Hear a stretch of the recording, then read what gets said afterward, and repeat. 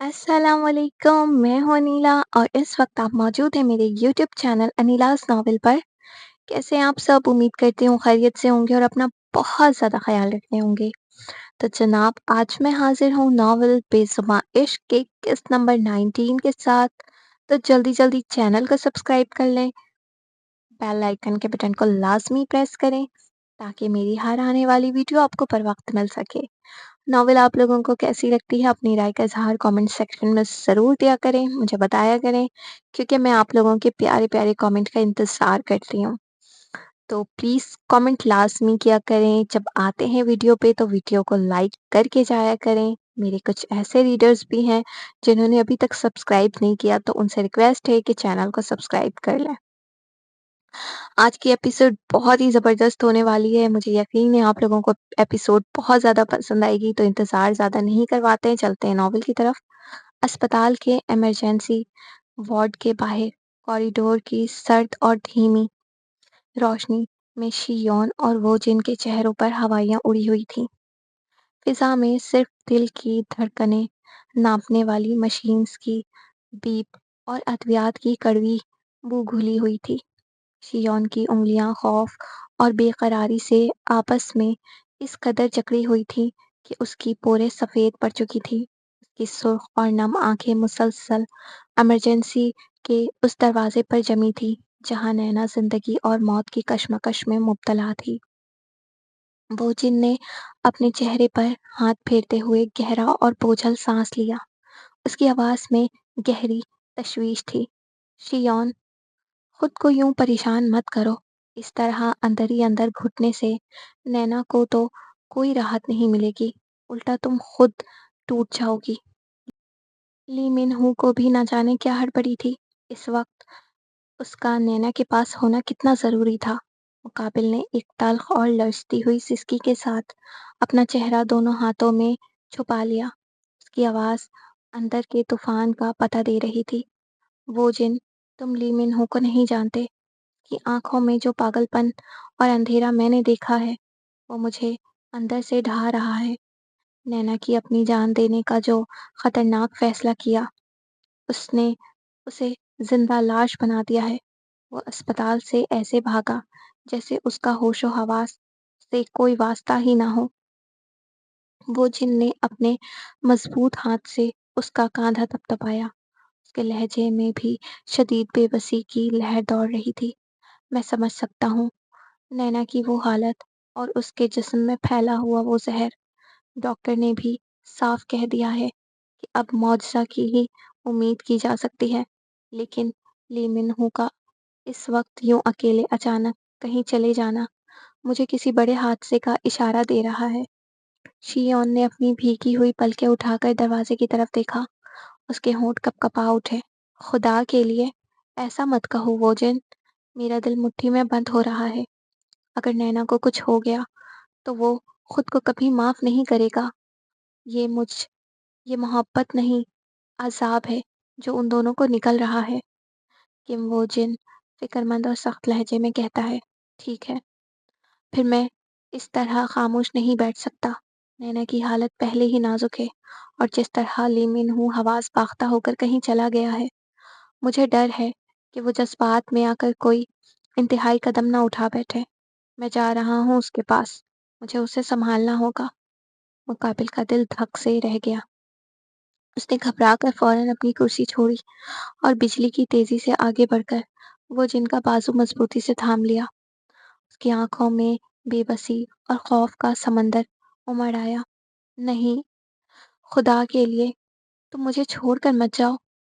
ली मिन हू ने मुझसे वादा किया है, वो ठीक रहेगा, उस पर भरोसा करो। मगर इस वक्त इस वीरान और खौफनाक अस्पताल में मुझे तुम्हारे सहारे की सबसे ज़्यादा ज़रूरत है। अगर तुम भी चले गए तो मैं इस तन्हाई और अंधेरे में टूट कर बिखर जाऊंगी। उसने पलट कर मुकाबिल के चेहरे को देखा। उसकी वो आंखें जो हमेशा एक मजबूत चट्टान की तरह पुरअज़्म रहती थीं, इस वक्त सुर्ख हो चुकी थीं और इनमें आंसू झलकने को बेताब थे। उसका अपना दिल उसमें टुकड़े टुकड़े हो रहा था। वो उसको इस हाल में देखकर اندر سے ہل گیا تھا۔ اسے خود اندازہ نہیں تھا کہ اس کی یہ بے بسی اور تڑپ اس کے اپنے سینے میں کتنی گہری اور تکلیف دہ چوٹ لگا رہی ہے۔ اس کے لیے شیون کے آنسو کسی انکہے عذاب سے کم نہیں تھے۔ اس نے ایک گہری سانس لی، اپنے غصے اور تذبذب کو گلے میں ڈبا کر اور نرمی سے اپنا ہاتھ اس کے کانپتے ہوئے ہاتھوں پر رکھ دیا۔ ٹھیک ہے شیون، میں کہیں نہیں جا رہا۔ تمہاری یہ بے بسی مجھ سے میرا ہر ارادہ چھین لیتی ہے۔ اس کے منہ سے یہ جملہ نکلتے ہی مقابل کے ضبط کا بندھن ٹوٹ گیا۔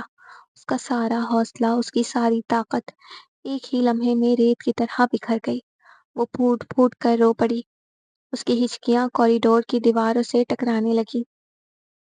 وہ بے اختیار آگے بڑھی اور اپنا چہرہ وہ جن کے مضبوط سینے میں چھپا دیا۔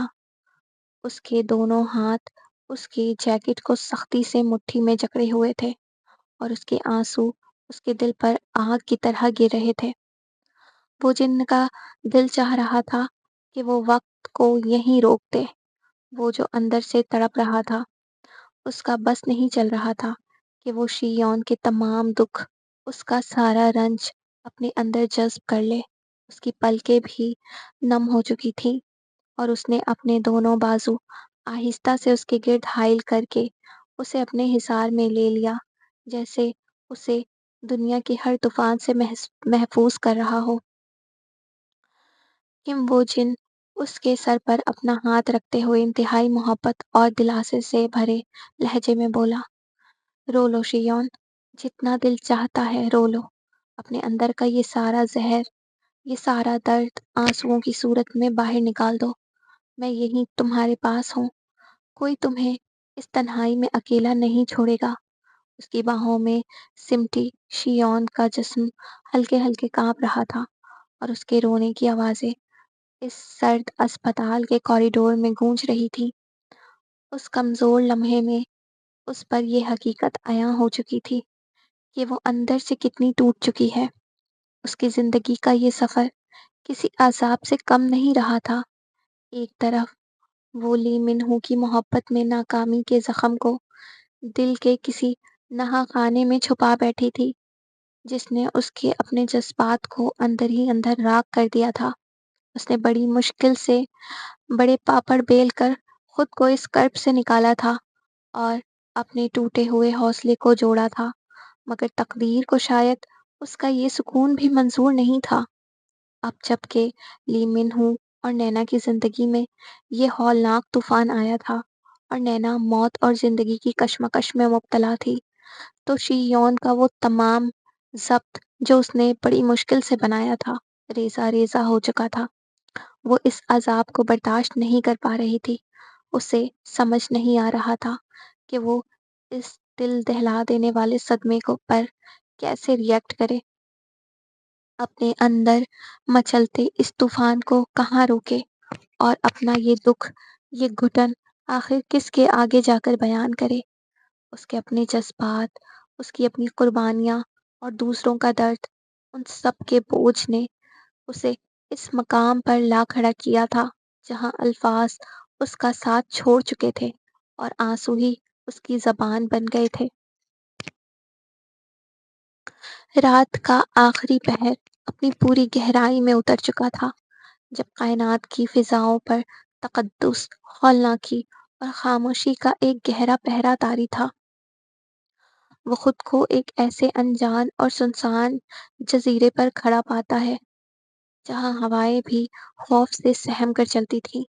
اس کے قدم دھیرے دھیرے آگے بڑھ رہے تھے، یہاں تک کہ ایک اچانک موڑ پر اس کی رفتار رک گئی۔ اس کے عین سامنے صدیوں پرانی خستہ حال اور ویران گرجا گھر کی تاریک عمارت کھڑی تھی، جس کے سائے دل کو دہلا رہے تھے۔ دور دور تک ایک بیابان جنگل کا پھیلاؤ تھا، جہاں زندگی کا نام و نشان تک نہ تھا، بس موت کا ایک سناٹا راج کر رہا تھا۔ ایک عجب سحر انگیز بے چارگی کا عالم تھا، جہاں عقل ساخت تھی اور دل خوف کے مارے دہک رہا تھا۔ وہ کسی غیبی پکار کے زیر اثر اپنے پیروں سے جوتیاں وہیں گرجا گھر کے دہلیز پر اتار کر اس عمارت کے بھاری اور مہب دروازے کو دھکیلتا ہوا اندر داخل ہو گیا، مگر جیسے ہی اس کے قدم اندرونی ہال میں پڑے، اس کی حیرت کی انتہا نہ رہی۔ باہر سے گوتھک طرز پر تعمیر، وہ خستہ اور اجاڑ دکھنے والا گرجا، اندر سے کسی معجزے کی طرح ایک نہایت وسیع، منور اور پرسکون مسجد کی صورت جگمگا رہا تھا، جس کی فضا میں نور کی لہریں رقصاں تھیں۔ وہاں نگاہ دوڑانے پر اسے ایک عجیب سا سکون محسوس ہوا۔ ہال کے بالکل وسط میں نور کے ہالے کے درمیان ایک بزرگ تشریف فرما تھے۔ ان کا چہرہ اس قدر پر نور تھا کہ آنکھیں چوندھیا جاتی تھیں۔ ان کے سر کے بال، لمبی داڑھی اور یہاں تک کہ پلکیں بھی برف کی طرح بالکل سفید تھیں۔ ان کے لبوں پر ایک دل فریب اور شفقت بھری مسکراہٹ رقصاں تھی۔ وہ سکتے کی حالت میں آگے بڑھا تو اس بزرگ نے محبت بھری نظروں سے اسے دیکھ کر دھیمی اور گہری آواز میں کہا، آ گئے تم؟ بہت دیر کر دی آنے میں۔ وہ ہکا بکا ہو کر رک گیا اور کپکپاتے ہوئے لہجے میں پوچھا، آپ آپ کون ہیں؟ بزرگ نے کوئی جواب نہیں دیا، بس ان کے چہرے کی مسکراہٹ اور زیادہ گہری ہو گئی۔ پھر انہوں نے محبت سے ہاتھ کا اشارہ کرتے ہوئے کہا، اپنا کام پورا کرو، کہیں دیر نہ ہو جائے۔ اور اس سے پہلے کہ وہ کچھ اور پوچھ پاتا، وہ نورانی وجود فضا میں ایک ہلکی سی روشنی کی طرح تحلیل ہو کر یکا یک غائب ہو گیا۔ وہ ایک لمحے کے لیے دنگ رہ گیا، پھر ایک سحر زدہ کیفیت میں آگے بڑھا، وضو کیا، سر پر ٹوپی رکھی اور مصلے پر قبلہ رخ کھڑا ہو گیا۔ نماز عشق کے خضوع اور خشوع سے بھرپور سجدوں سے فارغ ہو کر جیسے ہی اس نے دعا کے لیے اپنا ایک ہاتھ اٹھایا اور دوسرے ہاتھ اٹھانے ہی والا تھا کہ فضا میں ایک لطیف اور سرگوشی کرتی ہوئی سنسنی دوڑ گئی۔ ایک انتہائی نرم، مانوس اور گرم لمس نے اچانک اس کے نیم اٹھتے ہوئے ہاتھ کو تھام لیا اور اس کے دونوں ہاتھ کو آپس میں ملا کر دعا کے اس سفر کو مکمل کر دیا۔ اس نے دھڑکتے اور لرزتے دل کے ساتھ چونک کر اپنے برابر میں دیکھا۔ وہ نینا تھی، سر سے پاؤں تک ایک گہرے سرخ عروسی حجاب میں لپٹی ہوئی۔ اس کے چہرے پر ایک دھندلی سی جادوئی مسکراہٹ تھی اور آنکھوں میں کائنات بھر کا سکون سمایا ہوا تھا۔ اس نے اس کی ان نیم و آنکھوں میں جھانک کر دیکھا، جہاں زندگی اور موت کی اس ہولناک کشمکش کا عکس صاف جھلک رہا تھا، جس میں وہ اس وقت اسپتال کے بستر پر مبتلا تھی۔ تبھی نینا کے ناتواں لب ہلے اور اس کی آواز کسی مٹتی ہوئی لیکن دل کو چیر دینے والی سرگوشی کی طرح فضا میں گونجی، دعا پوری ہونے کے لیے دونوں ہاتھوں کا ملنا ضروری ہوتا ہے۔ میں تو اس آخری دہلیز پر کھڑی تھی جہاں سے راستے ہمیشہ کے لیے کھو جاتے ہیں، پر تمہاری اس تڑپتی ہوئی پکار نے میرے قدموں کو زنجیر کر دیا۔ اب میں اس سرخ پردہ شب میں ہمیشہ کے لیے چھپ رہی ہوں۔ اس کی آواز مدھم ہوتی گئی اور وہ کہتی چلی گئی، یہ رنگ موت کا بھی ہو سکتا ہے اور حیات کا بھی۔ تم اس رنگ کا مقصد کیا چنتے ہو، یہ اب تمہاری نیت طے کرے گی۔ یہ الفاظ فضا میں تحلیل ہو گئے، مگر ان کا مبہم اور پراسرار سحر وہیں فضا میں معلق رہ گیا۔ میں نے چن لیا، اب عشق سب پر مقدم ہے۔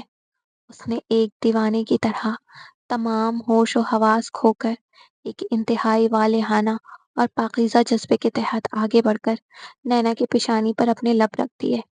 ایک ایسی روح پرور اور شفا بخش ٹھنڈک اس کے پورے وجود میں سرایت کر گئی کہ یکا یک اس کی پلکیں جھپکی اور اس کی آنکھ کھل گئی۔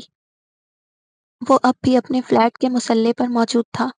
اس کا ماتھا سجدہ گاہ پر ٹیک رہا تھا اور آنکھوں سے زار و قطار آنسو بہہ رہے تھے، مگر اب اس کا دل مایوسی اور ہولناک اندھیرے میں نہیں تھا، بلکہ ایک پراسرار امید، ایک غیبی یقین اور روشنی کے نہ ختم ہونے والے احساس سے دھڑک رہا تھا، جیسے اس کی وہ دعا عرش تک پہنچ چکی ہو۔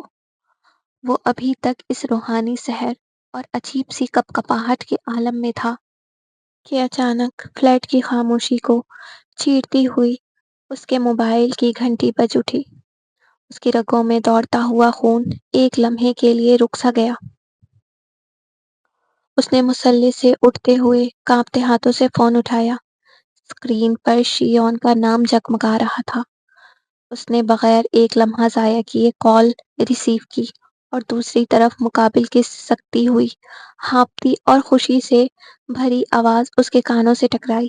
منہو، اس کی آواز شدید ہچکیوں کے درمیان پھنس رہی تھی۔ تم تم کہاں ہو؟ جلدی سے اسپتال آ جاؤ۔ مقابل کا گلا سوکھ چکا تھا۔ اس کی سانس سینے میں اٹک گئی۔ نینا کیسی ہے شیون؟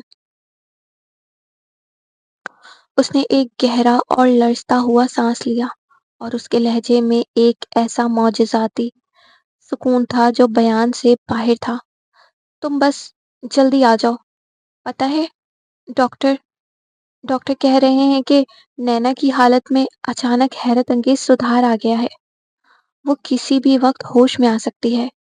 وہ لوگ اسے معجزہ مان رہے ہیں، لیکن ڈاکٹرز خود دنگ ہیں۔ وہ کہہ رہے ہیں کہ انہوں نے اپنے پورے کیریئر میں ایسا کیس کبھی نہیں دیکھا جہاں زہر پورے جسم میں پھیلنے کے بعد کوئی مریض مر کر واپس لوٹ آیا ہو۔ شیون کی آواز بھر آئی اور اس نے روتے ہوئے کہا، یہ یہ تمہاری محبت ہے منہو۔ وہ مر چکی تھی، اس کی نبض ڈوب چکی تھی، مگر تمہاری تڑپ، تمہاری دعا نے اسے موت کے منہ سے کھینچ لیا ہے۔ وہ صرف اور صرف تمہارے لیے واپس لوٹ آئی ہے۔ فون مقابل کے ہاتھ سے پھسل کر گرنے ہی والا تھا کہ اس نے مضبوطی سے اسے جکڑ لیا۔ اس کے اندر کا پورا وجود ایک دھماکے سے لرز اٹھا۔ اس کی آنکھوں سے آنسوؤں کا سیلاب ٹوٹ پڑا، مگر یہ اب دکھ یا بے بسی کے آنسو نہیں تھے۔ یہ اس یقین اور فتح کے آنسو تھے جو اس نے تھوڑی دیر پہلے اس منور مسجد میں اور اپنے اس ٹوٹی پھوٹی عبادت کے مصلے پر مانگا تھا۔ اس کا سینہ پھوٹ گیا اور اس کے لبوں پر ایک لرزتی ہوئی بے پناہ پرسکون اور کافرانہ حد تک حسین مسکراہٹ پھیل گئی۔ اس نے آسمان کی طرف دیکھا جہاں خدا کی رحمت اپنے جوبن پر تھی اور اس کی بھاری آواز فضا میں گونج اٹھی۔ میں جانتا تھا وہ لوٹ آئے گی۔ وہ مجھے چھوڑ کر کیسے جا سکتی تھی؟ اس کی آواز میں ایک اٹل یقین اور گہرائی اور روح کی گہرائی سے نکلتی ہوئی ہچکی تھی۔ بھلا موت کی کیا اوقات ہے کہ وہ میری محبت، میری نینا کو مجھ سے چھین لے؟ میں نے خدا سے اس کی سانسیں مانگی تھی اور میرا رب میری تڑپ رد نہیں کر سکتا تھا۔ اس نے فون وہیں بیڈ پر پھینکا اور دروازے کی طرف دوڑ پڑا۔ اس کے قدموں میں اب موت کا خوف نہیں بلکہ زندگی کا وہ طوفان تھا جو کسی بھی دیوار کو گرا سکتا تھا، کیونکہ اب اس کی نینا، اس کی روح واپس آ چکی تھی۔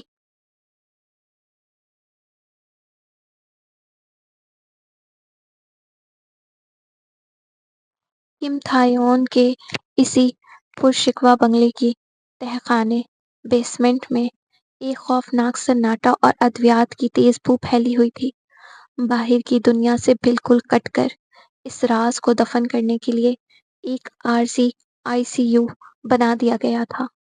لی من ہو کے بے رحم اور طوفانی تشدد کی وجہ سے اس کی حالت انتہائی نازک تھی۔ اس کی کمر کی ہڈی اور پیر میں شدید فریکچر آ چکا تھا اور وہ نیم بے ہوشی کے عالم میں موت اور زندگی کی کشمکش میں مبتلا تھا۔ انڈر ورلڈ کی دنیا میں یہ خبر ایک زلزلے کی طرح پھیل سکتی تھی اگر دشمنوں کو ذرا بھی علم ہو جاتا کہ کوریا کا سب سے بڑا ڈان اور بے رحم حکمران بستر مرگ پر ہے، تو اس کا اقتدار تختہ پلٹنے میں ایک لمحہ بھی نہ لگتا۔ اسی خوفناک خلا کو چھپانے کے لیے سیونگ ہی نے باہر یہ افواہ اڑا دی کہ کم تھایون ایک انتہائی خفیہ اور ضروری مشن کے سلسلے میں اسپین کے دورے پر گیا ہوا ہے۔ بیسمنٹ کے اس تاریک کمرے میں 2 نجی اور انتہائی وفادار ڈاکٹرز خاموشی سے اس کا علاج کرنے میں جٹے ہوئے تھے، جبکہ سیونگ ہی بری طرح گھبرائی ہوئی ادھر ادھر چکر کاٹ رہی تھی۔ بستر پر بے سدھ پڑے کم تھیون کے ہونٹ ہل رہے تھے۔ اس کا جسم درد کی شدت سے کانپ رہا تھا، مگر اس کے منہ سے نکلنے والا ہر ایک لفظ سیونگ ہی کے اعصاب کو اندر سے ریزہ ریزہ کر رہا تھا۔ وہ بار بار نیم بے ہوشی کی حالت میں بھی صرف ایک ہی نام پکار رہا تھا، نینا، نینا۔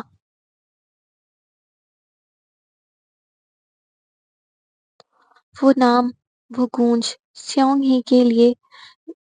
ہی کے دل پر کسی خنجر کی طرح آ کر لگ رہی تھی۔ اس کی رگوں میں خون کھول اٹھا، اس کے اندر جلنے والی حد اور نفرت کی آگ اب اور تیز ہو چکی تھی، لیکن اس سے بھی بڑھ کر یہ تلخ حقیقت اس کے سامنے آ چکی تھی۔ یہ محض وقتی جنون یا ہوس نہیں تھی۔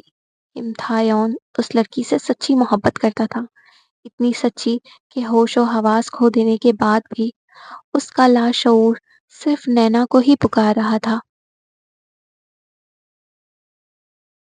سیونگ ہی نے اپنے کانپتے ہوئے ہاتھ مضبوطی سے بھینچ لیے۔ اس کے حلق میں آنسو اور غصہ پھنس کر رہ گیا۔ اس نے جھک کر بستر پر نیم مردہ پڑے ڈان کو دیکھا اور پھر ڈاکٹر کی طرف مڑی۔ ڈاکٹر، مجھے نہیں پتا آپ کیا کرتے ہیں، بس ڈان کو جلدی ٹھیک کرو۔ سیونگ ہی کی آواز بھر آئی، مگر اس میں حکم کا وہ سخت لہجہ اب بھی موجود تھا۔ چاہے جتنے پیسے لے لو، اپنی جان لگا دو، مگر ڈان جلد از جلد اپنے پیروں پر کھڑا ہونا چاہیے۔ اگر انہیں کچھ ہو گیا تو یاد رکھنا تم میں سے کوئی بھی زندہ نہیں بچے گا۔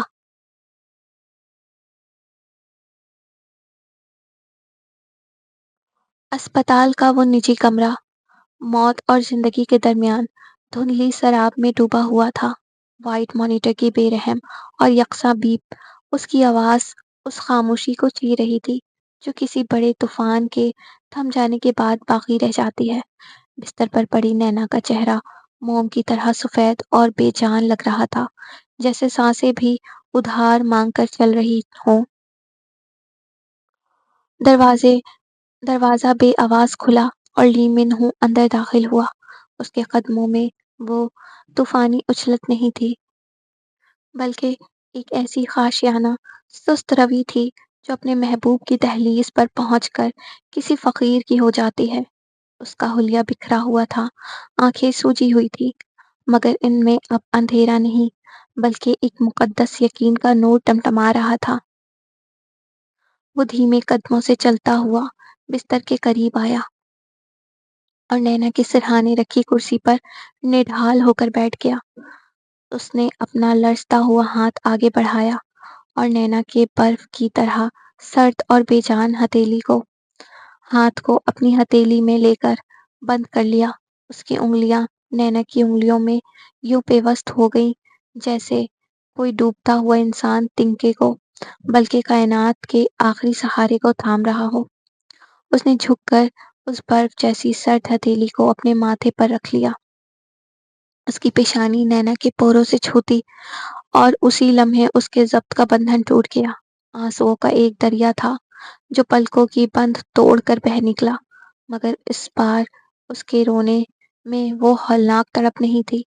یہ شکر گزاری اور عشق کی وہ معراج تھی جہاں درد بھی سجدہ ریز ہو جاتی ہے۔ اس نے نینا کی آنکھوں میں دیکھا جو بند تھی، اور پھر اس کی سسکیوں میں ڈوبی ہوئی دل کی گہرائیوں سے نکلی ہوئی آواز اس خالی کمرے میں گونج اٹھی۔ تمہیں کیا لگا نینا؟ موت اتنی طاقتور ہے کہ وہ میرے اور تمہارے درمیان حائل ہو جائے گی؟ اس کی آواز رندھی ہوئی تھی، مگر اس میں پتھر کو پگھلا دینے والا عزم اور گہرا قصب کا آہنگ تھا۔ اس نے نینا کے ہاتھ کو اپنی پیشانی پر مزید سختی سے بھینچ لیا، جیسے اسے اپنے وجود کا حصہ بنا لینا چاہتا ہو۔ تم مجھے چھوڑ کر جانے لگی تھی، اس جہاں فانی سے اس پار، جہاں سے واپسی کا کوئی رستہ نہیں ہوتا۔ تم کہتی تھی نا کہ اس دنیا نے تمہیں ہمیشہ درد کے سوا کچھ نہیں دیا۔ تو سنو نینا، میں نے خدا کی دہلیز پر جا کر تمہارا سودا اپنے سجدوں سے کر لیا ہے۔ میں نے اپنی سانسیں گروی رکھ کر تمہاری حیات خرید لی ہے۔ اس کا سینہ شدت درد اور عشق سے ہچکولے کھانے لگا۔ اس نے اپنا ماتھا اس کے ہاتھ پر ٹکائے رکھا اور اس کے لبوں سے وہ الفاظ نکلے جو روح کی گہرائیوں سے تراشے گئے تھے۔ موت کو بھی یہ غلط فہمی تھی کہ وہ تمہیں مجھ سے چھین سکتی ہے۔ وہ بھول گئی تھی کہ لیمن ہوں کی محبت صرف دنیا کے رشتوں کا نام نہیں، یہ تو وہ عبادت ہے جو تقدیر کے لکھے ہوئے فیصلوں کو بھی پلٹ دیتی ہے۔ تم نے زہر کا پیالہ پیا ہوگا نینا، مگر میرے رب نے میری پکار سن کر اس زہر کو بھی تمہارے جسم میں شفا بنا ڈالا، کیونکہ وہ جانتا تھا کہ اگر تم چلی گئی تو یہ کائنات بے معنی ہو جائے گی اور یہ سانسیں میرے سینے میں بوجھ بن جائیں گی۔ اس نے سر اٹھایا۔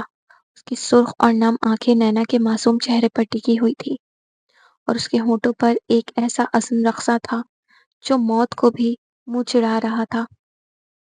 اس نے نینا کے گال کو اپنے انگوٹھے سے بڑی نفاست اور بے پناہ عقیدت سے چھوا اور سرگوشی کے انداز میں بولا، اب آنکھیں کھول دو میری جان، دیکھو اندھیرا ہار چکا ہے اور صبح نو آ چکی ہے۔ میں نے کائنات کے ہر دروازے پر دستک دے کر تمہیں واپس بلایا ہے۔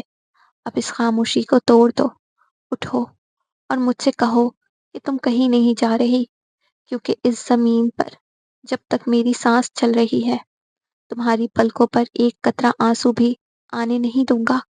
اس نے جھک کر نینا کی پیشانی پر اپنے ہونٹ رکھ دیے، ایک ایسا طویل پاکیزہ اور لامتناہی بوسہ جو روح کے تاروں کو چھو گیا، اور اس تاریک کمرے میں محبت نے موت کو ہمیشہ کے لیے شکست دے دی۔ اس کا جھکا ہوا سر اب نینا کے چہرے کے بالکل قریب تھا۔ اس کے بازو ہلکے سے کانپ رہے تھے اور لبوں پر پچھتاوے کی ایک ایسی آگ دہک رہی تھی جو اندر ہی اندر اس کے وجود کو جھلسا رہی تھی۔ اس نے نینا کے بے سدھ چہرے کو ایک بار پھر اپنی نگاہوں میں سمیٹا اور اس کا گلا رند گیا۔ مجھ سے خطا ہو گئی تھی نینا۔ اس کی بھاری آواز اس خاموش کمرے کے سینے پر کسی ہتھوڑے کی طرح گری۔ اس نے نینا کی سرد انگلیوں کو اپنے لبوں سے لگا لیا، جیسے ان بوسوں کے ذریعے اس کی جان میں دوبارہ روح پھونک رہا ہو۔ میں نے ہی تو تمہیں اپنے ہاتھوں سے ان ظالموں کے حوالے کیا تھا۔ میں نے اپنی اس پلک جھپکنے والی غفلت سے تمہیں اس دوزخ میں دھکیلا تھا۔ میں نے وعدہ کیا تھا کہ تمہاری ڈھال بنوں گا، اس دنیا کے ہر طوفان سے تمہیں بچاؤں گا، مگر جب امتحان کا وقت آیا تو میں ناکام ہو گیا۔ اس کے لہجے کی تلخی اور خود پر غصہ اتنا شدید تھا کہ اس کی اپنی سانسیں اکھڑنے لگی تھیں۔ اس نے اپنی پیشانی نینا کی پیشانی کے ساتھ ٹکا دی اور ایک گرم آنسو سیدھا نینا کے گال پر جا گرا۔ مجھے معاف کر دو میری جان، بس ایک بار اپنی یہ بند آنکھیں کھول دو، مجھ سے نگاہیں ملا کر کہہ دو کہ تم نے مجھے معاف کر دیا۔ اس کا لہجہ اب التجاؤں میں بدل چکا تھا، ایک ایسا گزار جس میں دنیا کی ہر طاقت ہار مان لیتی ہے۔ تمہیں اس بستر مرگ سے اٹھانے کے بعد میں اس ظالم دنیا کے ہر اس شخص کو مٹا دوں گا جس نے تمہیں میلی آنکھ سے دیکھا ہے۔ اب میں تمہیں اس دنیا سے یوں محفوظ حصار میں رکھوں گا کہ زندگی اور موت کے درمیان کوئی حائل نہ ہو سکے۔ تمہارے اس نازک وجود پر کائنات کی کوئی دھول تو کیا، وقت کی کوئی پرچھائی بھی نہیں پڑنے دوں گا، بس تم لوٹ آؤ۔ اس کا سر نینا کے کندھے پر جھک گیا اور اس کی سرگوشیاں اس کمرے کی سرد فضا میں ایک نئے عہد کی طرح گونجتی رہیں۔ کمرے کی یکساں خاموشی میں اچانک ایک ہلکی سی جنبش ہوئی۔ نینا کی پلکیں جو موت کی تاریک پردوں میں جکڑی ہوئی تھیں، کانپ کر دھیرے سے اٹھی۔ اس کی دھندلی اور بے نور آنکھوں نے پہلے چھت کی سفید روشنی کو دیکھا اور پھر اس کا رخ اپنے ہاتھ کی طرف ہوا جیسے کسی نے مضبوطی سے تھام رکھا تھا۔ اس نے کمزوری سے اپنی انگلیاں ہلائی، لی من ہو جو ابھی تک اپنے پچھتاوے کی آگ میں چل رہا تھا، اس ہلکی سی حرکت پر بجلی کی طرح چونکا۔ اس نے نینا کی طرف دیکھا اور اس کا دل خوشی، حیرت اور دہشت کے ایک ایسے طوفان میں ڈوب گیا کہ وہ ایک لمحے کے لیے پتھرا کر رہ گیا۔ نینا کے خشک اور پھیکے لبوں پر ایک انتہائی مدھم، مسکین سی جنبش ہوئی۔ اس کا گلا رندھا ہوا تھا، مگر آواز میں وہی جادو تھا جس کے لیے لی من ہو نے اپنی دنیا لٹا چکا تھا۔ اس نے نہایت دھیمی ٹوٹی ہوئی سرگوشی کی، "میں- من ہو"۔ یہ لفظ سنتے ہی اس کے ہوش اڑ گئے۔ وہ اس قدر بوکھلا گیا کہ جیسے اس نے کوئی گناہ کر ڈالا ہو۔ اس نے جھٹکے سے مقابل کا ہاتھ چھوڑ دیا اور ایک دم کرسی سے پیچھے ہٹ کر کھڑا ہو گیا۔ اس کا سینہ تیزی سے اوپر نیچے ہو رہا تھا اور چہرہ شرمندگی اور بے ساختہ گھبراہٹ سے سرخ ہو گیا تھا۔ اس نے ہڑبڑاتے ہوئے، نظریں چراتے ہوئے، لڑکھڑاتی آواز میں کہا، میں میں تو میں بس یوں ہی، تم تم ٹھیک ہو نا؟ وہ مزید کچھ کہہ نہ سکا۔ اس کے پاس الفاظ نہیں تھے، اور نینا بھی سب کچھ جانتی تھی۔ وہ جانتی تھی کہ یہ بوکھلاہٹ کیوں ہے، یہ فاصلہ کیوں ضروری ہے۔ اس نے کوئی سوال نہیں کیا، کوئی شکوہ نہیں کیا، کیونکہ وہ دونوں ہی اس ناممکن وصل کے عذاب کو چپ چاپ جھیل رہے تھے۔ اس نے ہاں میں سر ہلا کر اشارہ کیا کہ وہ اب ٹھیک ہے۔ کمرے میں ایک گہری اور دل چیر دینے والی خاموشی چھا گئی۔ لی من ہو نے مزید وہاں رکنا خود پر ظلم سمجھا۔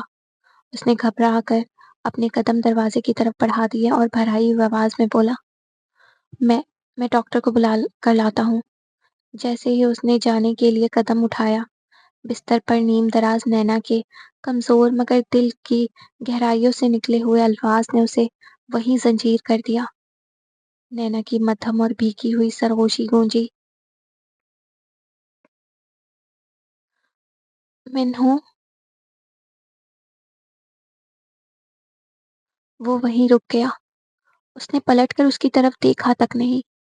اس میں اتنی ہمت ہی نہیں تھی کہ وہ نینا کی ان نم آنکھوں کو دیکھ پاتا جہاں اس کا سارا عشق سمایا ہوا تھا۔ پیچھے سے مقابل کی آواز آئی جو ہوا میں کسی پھول کی پتی کی طرح بکھر گئی تھی، میں جانتی تھی کہ آپ مجھے بچا لیں گے۔ اس جملے نے اس کے سینے میں چھپے سارے ضبط کو ریزہ ریزہ کر دیا۔ وہ دروازے کی طرف منہ کیے کھڑا تھا۔ اس کا پورا جسم ایک شدید لرزش سے کانپ اٹھا۔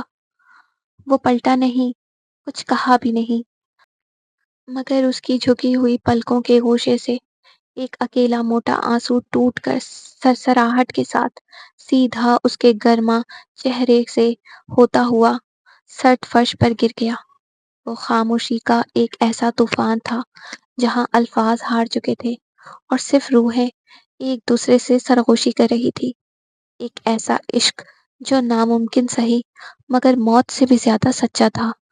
اب دروازہ بے آواز بند ہوا اور وہ بغیر ایک لفظ کہے، بنا پلٹ کر دیکھے، خاموشی سے کمرے سے باہر نکل گیا۔ اس کے جاتے ہی کمرے کا سناٹا نینا کے دل پر ہتھوڑے کی طرح برسنے لگا۔ اس کی نم آنکھوں سے آنسو ٹوٹ کر اس کے سفید گالوں پر بہہ نکلے۔ اس کا دل اندر سے ریزہ ریزہ ہو رہا تھا۔ وہ سمجھتی تھی کہ اس کی یہ زندگی، اس کی سانسیں لی من ہو کے لیے کسی عذاب اور بوجھ سے کم نہیں ہے۔ اسے یوں لگا جیسے وہ مقابل کی زندگی میں صرف ایک ایسی مجبوری اور الجھن بن کر رہ گئی ہے کہ وہ چاہ کر بھی نہ اپنا سکتا ہے اور نہ ہی نظر انداز کر سکتا ہے۔ اس نے کانپتے ہوئے ہاتھوں سے اپنا چہرے کو چھپا لیا۔ اس کی بے آواز سسکیاں اس تنہا کمرے میں گھٹ کر رہ گئی۔ دوسری جانب جب لی من ہو کوریڈور میں نکلا تو پیروں تلے زمین نکل چکی تھی۔ وہ لڑکھڑاتے قدموں کے ساتھ باہر آیا اور اسپتال کے سفید دیواروں کے ساتھ ٹیک لگا کر نیچے فرش پر بیٹھ گیا۔ اس کے اپنے دونوں ہاتھوں میں اپنا چہرہ چھپا لیا اور اس کا مضبوط جسم شدت درد سے بری طرح کانپنے لگا۔ وہ پھوٹ پھوٹ کر رو پڑا، ایسا سسک سسک کر رونا جو صرف اندر کے جلے ہوئے انسان کا مقدر ہوتا ہے۔ اس کی پیشانی پسینے اور آنسوؤں سے بھیگی ہوئی تھی، اور اس کا دل چیخ چیخ کر کائنات سے ایک ہی سوال کر رہا تھا: اے خداوند، میں اتنا بد نصیب کیوں ہوں؟ اس کی ہچکیاں اس ویران کوریڈور میں گونج رہی تھی، مگر درد کا وہ سمندر تھا جو سینے سے باہر آنے کو بےتاب تھا۔ میں اس سے دل و جان سے بڑھ کر عشق کرتا ہوں۔ وہ میری سانسیں اس کے نام سے چلتی ہیں، میرا ہر سجدہ اس کی زندگی کے لیے اٹھتا ہے، مگر میں اتنا لاچار ہوں کہ اپنی یہ محبت زبان پر لا کر اس کے لیے مزید عذاب نہیں بن سکتا۔ اس کی انگلیاں دیوار کی پکی اینٹوں کو اس قدر سختی سے نوچ رہی تھی کہ پوروں سے خون رسنے لگا۔ وہ کسی اور کی امانت ہے، وہ کسی اور کے نکاح کی دہلیز پر سجی ہے۔ تقدیر نے اسے مجھ سے پہلے ہی کسی اور کے نام لکھ دیا ہے۔ میں اسے موت کے منہ سے تو کھینچ لایا ہوں، مگر اس سماج کے، اس تقدیر کے بنائے ہوئے ان بندھنوں سے آزاد نہیں کرا سکتا۔ میرا یہ عشق کتنا بے بس ہے یا رب، جو پاس ہو کر بھی میرا نہیں ہو سکتا۔ اس کا سر دیوار سے ٹکرا گیا اور اس کی روتی ہوئی سسکیاں اس تلخ حقیقت کے سامنے ہار مان چکی تھی۔ جہاں عشق اپنی انتہا پر تھا، مگر تقدیر کے پہرے اس سے بھی زیادہ گہرے اور ظالم تھے۔ ان دونوں کے اندر محبت کا سمندر تو برسوں سے موجیں مار رہا تھا، مگر وہ اس تلخ حقیقت سے بھی اتنی ہی شدت سے واقف تھے کہ ان کا یہ ملن اس دنیا کے پیمانوں میں ایک ناممکن خواب تھا۔ نینا خود کو کبھی اس کے قابل نہیں سمجھتی تھی کہ وہ لی من ہو جیسی ہستی کو اپنے تاریک مقدر کا حصہ بنا سکے، اور لی من ہو بھی اسی کرب میں مبتلا تھا کہ وہ اپنی محبت کے بوجھ سے نینا کی زندگی کو مزید الجھنوں میں نہیں ڈالنا چاہتا تھا۔ وہ دونوں ہی ایک دوسرے کے عشق میں فنا تھے، مگر ہونٹوں پر ہمیشہ خاموشی کا پہرا رہتا تھا۔ غزل: یہی ہے عشق تو اس کی جزا بھی دیکھ ذرا، شکستِ دل کا یہ اب ماجرا بھی دیکھ ذرا۔ وہ پاس ہو کے بھی ہم سے سدا جدا ہی رہا، یہ بے بسی کا مقدر لکھا بھی دیکھ ذرا۔ ہمارے نام کی نسبت سے جو فضا میں ہے، وہ زہر ہجر کی اب کیمیا بھی دیکھ ذرا۔ تو کس گمان میں بیٹھا ہے اے دل ناشاد، یہ دل کے داغ ہیں نقشِ وفا بھی دیکھ ذرا۔ وہ میری زیست کا حاصل، وہ میری بندگی ہے، حصارِ زیست میں اب کے انا بھی دیکھ ذرا۔ کوئی تو روگ ہے ایسا جو دوا نہ ہوا، یہ زخم ہجر کا کارِ جفا بھی دیکھ ذرا۔ وہ جس کے نام پہ ہم نے یہ سانسیں سونپ دی، اس کے ہاتھ میں اپنی قضا بھی دیکھ ذرا۔ یہ فاصلے تو مقدر کی صدم ظریفی ہیں، بنا ہے جو میرا دوسرا خدا بھی دیکھ ذرا۔ تمام عمر کٹی بے زباں اندھیروں میں، ہمارے ہونٹ پہ لرزا صدا بھی دیکھ ذرا۔ یہ لوگ کیا ہمیں رسوا کریں گے دنیا میں، ہمارے دل کا یہ درد آشنا بھی دیکھ ذرا۔ جو ہم پہ گزری ہے وہ کس کو جا کے سنائے، مقدروں کی یہ تحریر جفا بھی دیکھ ذرا۔ بچھڑ کر تجھ سے جو جینے کا ہنر سیکھا، ہمارے ضبط کا اب مرتبہ بھی دیکھ ذرا۔ از قلم انیلا شیخ۔ تو آج کی ایپیسوڈ کا اختتام ہوا۔ آپ لوگوں کو ایپیسوڈ کیسی لگی؟ اپنی رائے کا اظہار کامنٹ سیکشن میں ضرور دیجیے گا، اور میں آپ لوگوں کے پیارے پیارے کامنٹ کا انتظار کروں گی۔ انتظار تو میں کرتی ہوں، لیکن یہ انتظار ہمیشہ انتظار ہی بنا رہ جاتا ہے۔ تو میں امید کرتی ہوں کہ آپ لوگ میرا انتظار ختم کریں گے اور پیارے سے پیارے کامنٹ کر کے مجھے خوش کر دیں گے۔ تو میں اتنی محنت کرتی ہوں، تو آپ لوگ پلیز ایک لائک اور کامنٹ لازمی کر دیا کریں، ٹھیک ہے؟ مجھے بتایا کریں، کیونکہ فیڈ بیک لینا تو میرا حق بنتا ہے نا۔ تو آپ لوگ پلیز فیڈ بیک دیا کریں، ٹھیک ہے؟ تو اپنا بہت زیادہ خیال رکھنا ہے آپ لوگوں نے، مجھے اپنی دعاؤں میں یاد رکھیے گا، ملتے ہیں نئے ایپیسوڈ کے ساتھ، اللہ حافظ۔